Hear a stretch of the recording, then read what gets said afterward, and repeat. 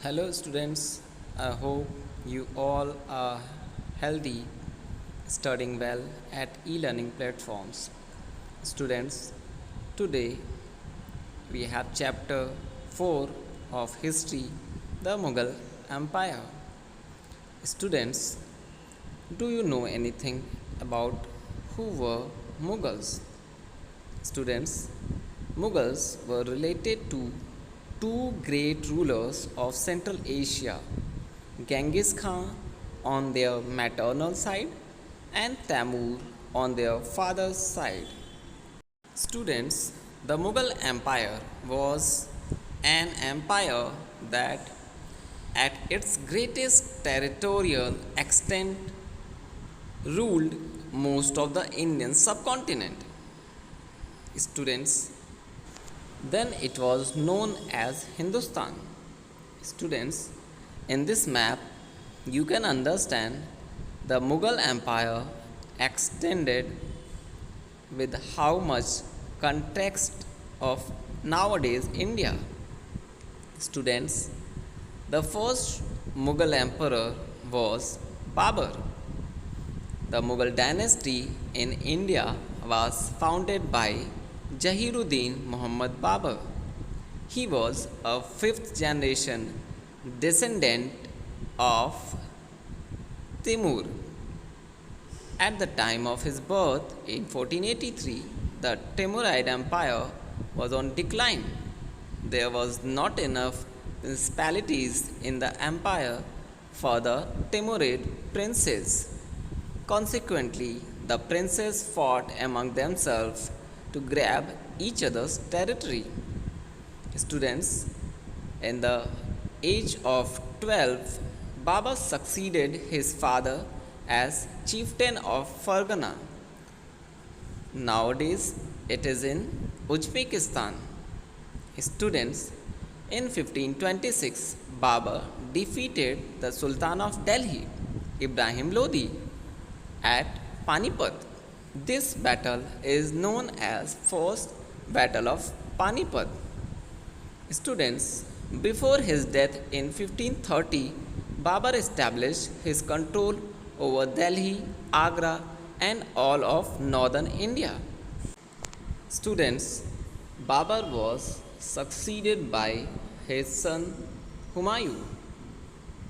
Humayun's reign was as spread over two periods, 1530 to 1540 current era and 1555 to 1556 current era.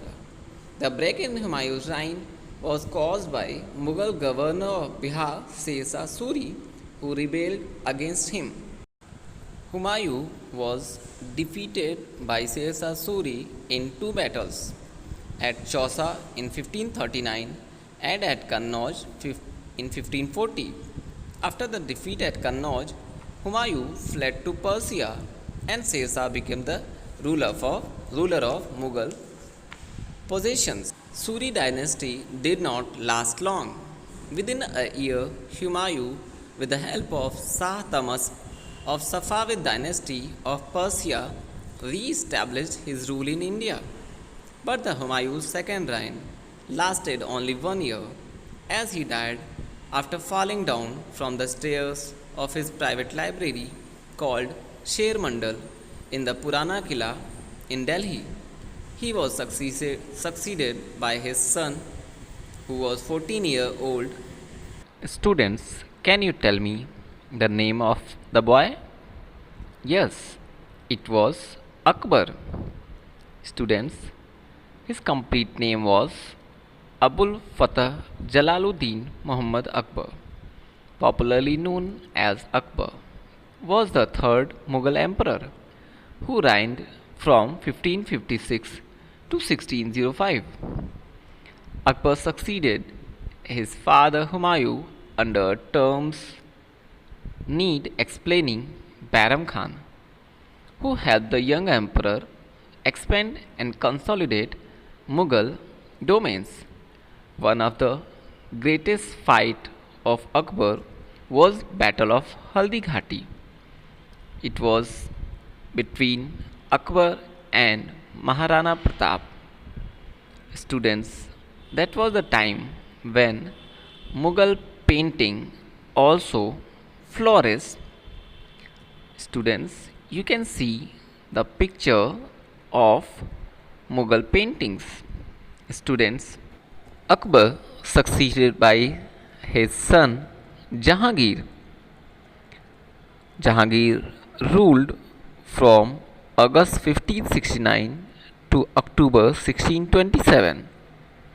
Students, Prince Khurram, the future Emperor Shah Jahan, rebelled in the last year of Jahangir's reign.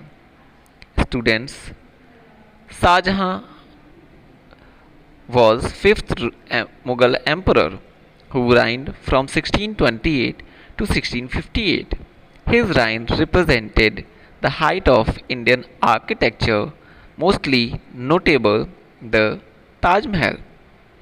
Students, after Shah Jahan, Muhinuddin Muhammad Aurangzeb, also known by his regional title Alamgir, was the sixth Mughal emperor who ruled over almost the entire Indian subcontinent for a period of 49 years.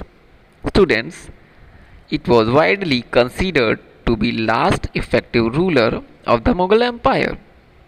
Aurangzeb compiled the Fatwa-e-Alamgiri and is regarded one of the few rulers who have fully established Sharia law and Islamic economics throughout South Asia. Students, now we will discuss about Mughal administration. Students, from Akbarnama and Aine Akbari, we come to know about Akbar's administration. Students, Akbar succeeded greatly in expanding the territories of Mughal Empire. Initially, only a small group of Turkish nobles were involved in the administration of the Mughal Empire. However, once the empire expanded, Akbar included nobles from the other ruling classes such as Iranians, Indian Muslims, Afghans, Rajputs, and Marathas in his administration. Students, Akbar used the Mansabdari system as a centralized system for the military and civil administration of his empire. Students, under the Mansabdari system, the nobles belonging to different groups were enrolled as Mansabdars. The Arabic word Mansab means a position or rank, and the person holding a Mansab was called Mansabdar. Students, a Mansab denoted the following three things about its holder: his rank first, or status in the emperor's court; the salary second he was entitled to receive from the emperor; and third, his military responsibilities. Students, land revenue or tax on agricultural produce was the main source of income for Mughal emperors. Students, the system of assessment and collection of land revenue was known as Japt. Akbar's revenue minister Todamal is credited with developing this system. Students, the Mughal rulers fought constantly against the rulers who refused to accept their authority. However, many of these rulers, after their defeat, were treated honorably by the Mughal emperors. Students, they were given the mansab of high ranks and even made governors of Mughal provinces. Students, Rajput rulers given their land back as Watan Jagis. Students, Mughals failed to establish good relation with some rulers. For example, Aurangzeb treated Shivaji as an ordinary jamidar when the latter came to Agra court to accept the Mughal authority. Subsequently, Shivaji was imprisoned in Agra, but he escaped and rebelled.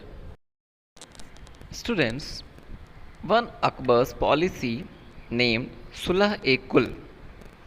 Sulah-e-Kul is an Arabic term means peace with all or universal peace. Students, Akbar was attracted to the idea of Sulah-e-Kul due to his regular discussions on religion with the ulema, Brahmins, Jesuit priests, and Zoroastrians in the Ibadat Khana at Fatehpur Sikri. He realized that emphasis on rituals and dogma by many religious scholars created divisions and disharmony among his subjects. Students, to counter religious bigotry, Akbar based his governance on the policy of Sulah-e-Kul. This policy prohibited discrimination of people on the basis of religion.